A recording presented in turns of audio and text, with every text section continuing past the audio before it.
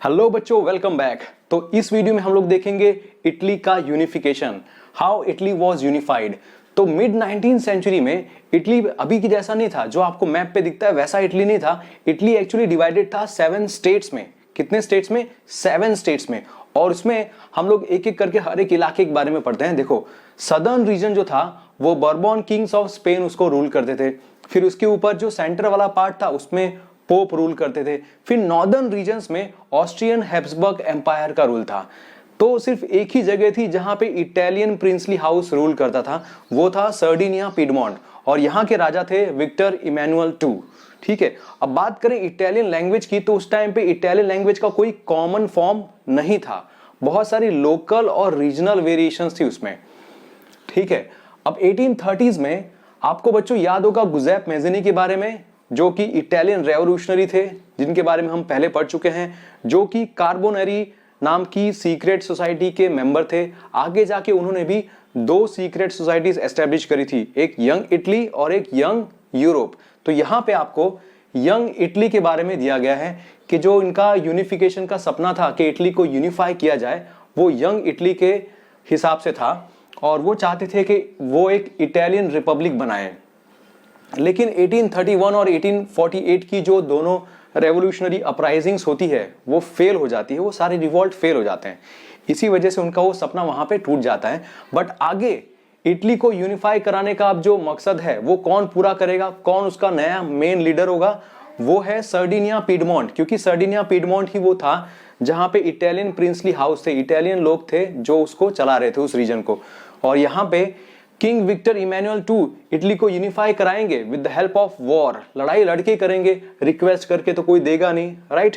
वैसे ही और वहां की जो एलाइट पॉपुलेशन थी वो भी ये समझ चुकी थी कि अगर इटली यूनिफाई होता है तो उसमें फायदा हम सबको होगा। मेन 2 फायदे होंगे, एक तो इकोनॉमिक डेवलपमेंट होगा और दूसरा हमारा ही पॉलिटिकल डोमिनेंस पूरे इटली में होगा। तो प्रूशिया ने जब जिम्मेदारी अपने हाथ में ली तो वहां पे मेन जो थे मास्टरमाइंड वो कौन थे?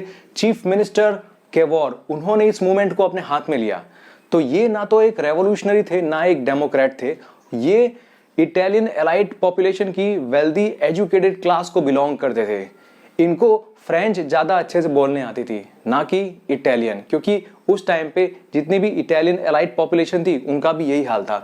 तो ये अपना दिमाग लगाते हैं और सर्डिनिया पिडमोंट की पार्टनरशिप फ्रांस के साथ करा देते हैं, मतलब के अलायंस करा देते हैं, ताकि इनकी हेल्प से ये लोग आगे जाके ऑस्ट्रियन फोर्सेस को हरा सके।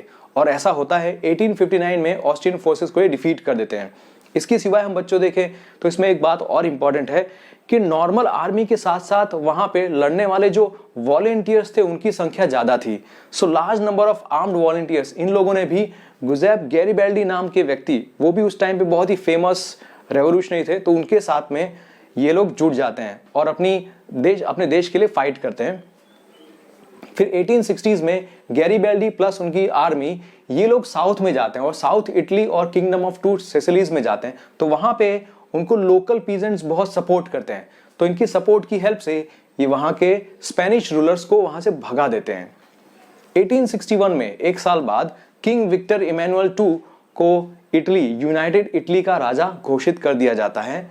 फन फैक्ट देखा जाए बच्चों तो जो इटालियन पॉपुलेशन थी, ज्यादातर इटालियन पॉपुलेशन वो लोग इलिटरेट थे और उनको ये पता ही नहीं था भाई कि लिबरल नेशनलिस्ट आइडियोलॉजी क्या होती है। और जो साउथ इटली के पीजेंट्स थे जिन्होंने गैरिबाल्डी को सपोर्ट किया था, उनको ये भी नहीं पता था कि भाई ला इटालिया क्या है। उनको लगता था कि ये तो किंग विक्टर इमैनुअल की वाइफ का नाम है। तो बच्चों इसी तरह से हमने देखा जर्मनी और इटली के बारे में। इसके बाद का जो नेक्स्ट वीडियो होगा वो होगा ब्रिटेन के बारे में। ब्रिटेन का केस कुछ अजीब ही है, इसीलिए उसको बोला गया है स्ट्रेंज केस ऑफ ब्रिटेन।